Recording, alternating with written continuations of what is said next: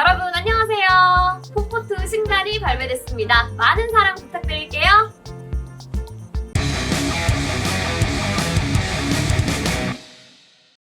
네, 안녕하세요. 전술의 대식가 저희가 또 처음으로 얼굴을 보여드리고 전술 설명을 이제 시작을 해보려 합니다. 저는 포포2의 백현기 기자고요. 저 인터포폴의 김대식 기자라고 합니다. 네, 저희가 또 이제 전술의 대식가 굉장히 또 일주일에 한 번씩 여러분들과 이제 핫한 주제로 전술 분석 리뷰를 하고 있는데 또 처음으로 저희가 또 이제 클린스만호의 첫 번째, 두 번째 평가전 콜롬비아전과 우루과이전을 전술적으로 리뷰를 해보려고 합니다. 자, 이번 경기 이번 영상에서는요 저희가 클린스만호가 벤투호랑 얼마나 달랐는가 이런 거를 좀 중점적으로 좀 얘기를 해보려고 합니다. 네, 아무튼 이제 벤투호는 월드컵 때도 이제 모든 분들이 이제 확인을 하셨듯이 후방에서부터 뭐 빌드업이라는 표현은 전 적절하지 않다고 보고요. 만들어가는, 주도하는 플레이를 굉장히 또 많이 시도를 했잖아요.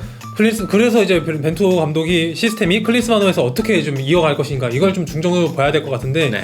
생각보단 이번 두 경기에서 좀 차이점이 많이 드러났다. 저는 이렇게 생각하고 있습니다. 네, 그러니까 저희도 이제 항상 이제 얘기를 하는 게 벤투호는 조금 더 만들어간다면 클린스만은 조금 더 앞쪽에 무게가 실려 있는, 조금 더 다이렉트하고 공격지향적인 그런 전술을 많이 이번 두 번의 평가전에서 확인할 수 있었던 것 같습니다. 일단 좀 벤투 감독과 클린스만호에서 가장 큰 차이가 나타나는 점이 좀 공격성이라고 판단하고 있는데 네. 그럼 어떤 부분에서 차이가 났냐고 하면은 저는 빌드업 좀 패턴인 것 같습니다.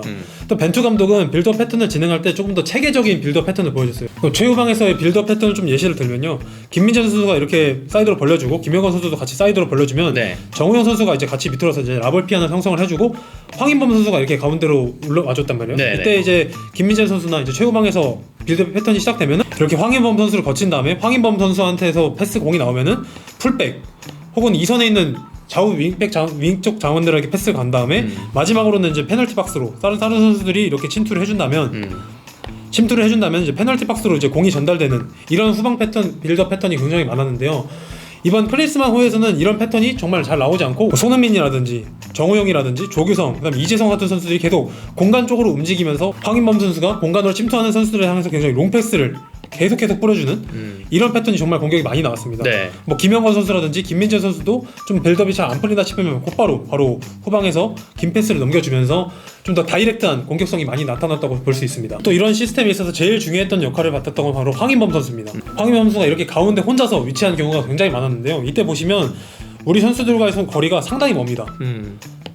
패스 거리가 이렇게 늘어난다는 거거든요. 상위 중앙 미드필더에게 부담이 될 수밖에 없는데 황인범 선수의 전진 패스 능력이 월드컵 때보다 훨씬 더 좋아진 모습을 보여줬습니다. 맞습니다. 예. 타락방이라든지 이런 그다음에 전진 패스 능력에 비해 이런 능력이 월드컵에서 확실히 한 단계 성장한 모습을 보여줬고 사실 이게 워낙 중앙 미드필더에게 부담이 많이 갈 수 있는 전술이거든요. 그렇죠. 황인범 선수에게 압박이 집중될 수 있는 상황임에도 불구하고 본인 스스로 탈압박하거나 아니면 손흥민 선수가 이렇게 내려왔을 때 손흥민 선수와 연계를 통해서 중앙에서 탈압박하는 모습을 정말 잘 보여줬다. 그래서 황인범 선수랑 손흥민 선수가 확실히 이번 클린스만호 체제에서도 정말로 중요한 선수라는 걸 이번 두 경기를 통해서 좀 잘 보여줬다고 생각합니다. 그러니까 확실히 이제 손흥민 선수가 중앙 쪽에서 프리롤 역할로 굉장히 세컨 스트라이커 혹은 뭐 자유롭게 움직였잖아요. 뭐 측면도 가담을 해주고 아니면은 뭐 직접 공간이 생기면은 이제 공간 침투도 굉장히 많이 시도를 했는데, 그러기 위해서는 이 황인범 선수의 역할이 굉장히 중요했다는 거죠. 그러니까 황인범 선수가 어쨌든 이 중앙 쪽은 축구에서 굉장히 많은 압박이 들어올 수밖에 없는 위치잖아요. 사방에서 상대의 압박이 들어오기 때문에. 근데 그럼에도 불구하고 이 콜롬비아와 우루과이를 상대로 이 탈압박 능력을 보여줬다. 그러니까 콜롬비아전은 워낙에 이제 클린스만 감독의 첫 번째 경기이기 때문에 상대가 좀 대비를 못한 면도 없지 않아 있었어요. 굉장히 다이렉트한 공격, 그리고 황인범이 중앙 쪽에서 장악력을 발휘할지 그렇게 예상하지 못한 면도 있었는데, 그럼에도 불구하고 우루과이전 때도 황인범 선수의 이 중원 장악력 그리고 다이렉트한 패싱력은 정말 월드컵 때보다 더 나아진 면이 있다. 그렇게 정리를 할 수가 있을 것 같습니다. 또 하나의 차이점은 압박 강도인 것 같아요. 미르겐 클롭 감독이 도르트문트 시절에 보여줬던 그런 압박 강도가 떠오를 정도로 클린스만 감독의 체제에서 압박 강도는 굉장히 높았다. 그리고 확실히 볼을 빼앗겼을 때 선수들이 포지션에 관계없이 확실히 달려들더라고요. 그렇죠. 예를 들어 상대가 최후방에서 이제 빌드업을 시작할 때 모든 선수들이 거의 대인 마크를 하듯이 앞으로 전진해가지고 굉장히 높은 위치에서부터 압박을 가했습니다. 네. 그러니까 기본적인 이게 뭐 현대축구의 기조긴 하지만 클린스만 감독의 압박 강도는 그보다 더했어요. 벤투 감독 시절보다 확실히 압박 강도가 세진 모습이고, 예를 들어 상대가 이렇게 측면에 공이 쏠렸을 때는 모든 선수들이 가운데 쪽으로 좁히는 이런 모습까지 나타날 정도로 압박의 강도가 굉장히 높았다고 볼 수 있습니다. 그러니까 벤투 감독 때의 이 최전방 스트라이커의 전방 압박은 그렇게 강하지 않았습니다. 그러니까 최전방에서 이제 황의조 선수가 한쪽 그 빌드업 강도 방향을 이제 제어를 해주고 이쪽으로 유도하는 전방 압박을 좀 많이 사용을 했는데, 이 클린스만 감독이 보여준 스트라이커의 전방 압박 활용법은 완전히 그냥 들이받는 거였어요. 그러니까 조규성 선수가 이렇게 받다 보니까 빨리 방출할 수밖에 없게 됐고, 그리고 또 여기서부터 이재성 선수가 바로 압박을 갑니다. 그러다 보니까 여기서 또 손흥민 선수에게 볼이 났고, 콜롬비아전 때 이 첫 골이 이 장면에서 나왔는데, 그러니까 저는 이 스트라이커의 전방 압박 활용 방법이 바뀐 점도 전 주목을 좀 하고 싶어요. 그러니까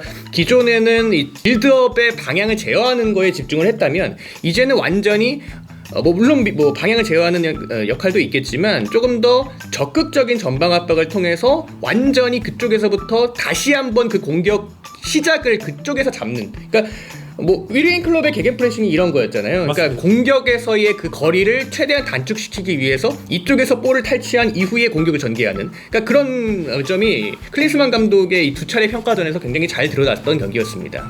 하지만 이런 압박에서 가져오는 문제점도 그대로 발생했는데요. 확실히 압박을 많이 한다는 건 그만큼 선수들이 많이 뜬다는 얘기거든요. 그렇죠. 네. 그러다 보니까 이제 체력 저하가 확실히 좀 나타나는 모습이 있었습니다. 특히 두 경기에서 공통적으로 전반전은 경기력이 좋았지만 후반전은, 특히 후반전 30분 이후에는 선수들의 전체적인 체력이 떨어지면서 네. 경기력이 자체가 하락하고, 후반전 들어서는 이렇게 전방 압박을 하다가도 삼선에서 이렇게 공수 간격이 벌어지다 보니까 전체적인 이렇게 선수들 간의 거리가 벌어지는 이런 문제점이 많이 나타났습니다. 그렇죠. 이렇게 거리가 멀어지면 당연히 선수들 사이에서 패스 거리가 멀어지고, 패스가 거리가 멀어지다는 건 당연히 패스 미스가 그만큼 잦아진다는 거거든요.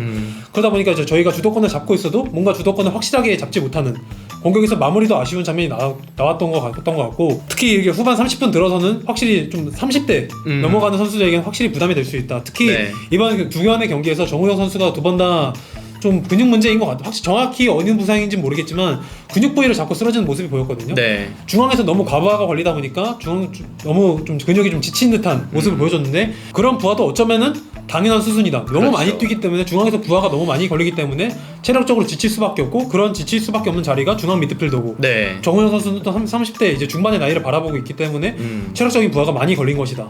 또 확실히 이렇다 보니까 대표팀에서 세대 교체가 조금은 좀 더 빨라질 수 있다. 네. 그러면 젊은 팀이 될 수 있다는 게 조금 더 젊은 팀이 될 수 있다는 걸 조금 조심스럽게 예상해보는 그런 포인트가 있습니다. 그렇습니다. 그러니까 정리를 해보자면 어쨌든 콜롬비아전 때 그러니까 클린스만호의 첫 경기였잖아요. 그러니까 굉장히 좀 파격적이었던 게, 후방에서부터 상대가 볼을 전개를 했을 때 이쪽으로 볼이 방출이 되잖아요. 그러니까 골키퍼가 이쪽으로 전개를 했을 때 다 이쪽으로 가고요. 중원에 위치한 정우영과 황인범 선수까지 이렇게 가담을 해줍니다. 그렇게 되면 어쨌든 이 수비 라인도 끌어올릴 수밖에 없겠죠. 이게 전반전 때는 가능합니다. 에너지 레벨이 아직 살아있고 선수들이 체력적으로도 비축이 돼 있기 때문에 가능하지만, 이게 후반으로 갈수록 상대가 이렇게 후방에서 빌드업을 전개했을 때 공격 숫자는 굉장히 또 유지를 하면서 전방 압박을 강하게 가져갈 수 있는데, 수비가 계속해서 이렇게 올라오는 속도가 늦어질 수밖에 없어요. 그러다 보니까 자연스럽게 여기 사이에 공간이 더 벌어질 수밖에 없고, 말씀해주신 대로 이 중원에서의 공수 간격이 계속해서 벌어질 수밖에 없는 상황이 이어진 거죠. 이 상황에서 사실 이 롱패스가 올라가게 된다는 것은 수비수와 공격수가 50대 50 싸움을 할 수밖에 없다는 말이 되거든요. 그렇죠. 네, 그래서 지금도 수비수가 밀리면서 공격수가 세컨드 볼을 따내게 되고, 순간적으로 수적 열세에 빠지는 한국 수비였습니다. 사실 전반전이었기 때문에 이렇게 수비 전환 속도가 빨라서 망정이지, 후반전에 이런 상황이 발생했다 그러면은 사실 실점과 다름이 없는 그런 상황이었거든요. 따라서 공격이 앞쪽으로 굉장히 전진을 해서 압박을 했을 때 수비 라인도 같이 올라가면서, 혹은 중원에서의 간격도 계속 좁히면서 공수 간격을 조금 더 좁게 유지를 계속해서 할 수 있는 기동력이 있는 자원을 수급하는 것이 무엇보다 좀 중요한 과제라고 생각이 듭니다. 또 어쨌든 이렇게 1대1 상황, 좀 수비에서 지금 김영건 선수가 지금 경험에서 밀렸는 장면이 나왔었는데, 수비수, 그러니까 김민재를 제외한 수비수들이 유럽 강팀이나 남미 강호들을 만났을 때도 1대1 상황에서 지지 않는 수비가 계속해서 90분 동안 나와야 되는데 당장 확실히 그게 90분 동안 이어질 수 있느냐의 문제는 조금 걱정되긴 합니다. 그렇죠. 네. 특히 지금 어떻게 보면 김민재를 제외한 나머지 특히 포백, 특히 풀백은 저희 한국의 좀 약점이기도 하고 김영건 선수도 이번 두 경기에서 그렇게 좋은 활약을 보여주지 못했거든요. 그렇죠. 네. 그래서 좀 수비진의 세대 교체도 클린스만 감독이 조금은 앞당길 수 있다. 아시안컵까지는 솔직히 제 예상대로는 아시안컵까지 그 이 명단대로 갈 것 같지만 네. 허령호 선수가 이번에 최초 발탁된 것처럼 다른 포지션에서도 저희가 예상하지 못한 선발이 충분히 나올 수도 있다. 클린스만 감독은 또 젊은 유망주를 좀 더 선호하는 경향이 있거든요. 그렇죠. 그런 성향을 지금까지 보여준 걸 기반으로 봤을 때 세대 교체가 생각보다 우리가 예상했던 것보다 빨라질 수 있다. 그런 예상을 조심스럽게 해볼 수 있겠습니다. 이번 두 경기에서 제일 또 중요했던 포인트는 손흥민 선수를 세컨 스트라이커이자 프리롤로 기용했다는 겁니다.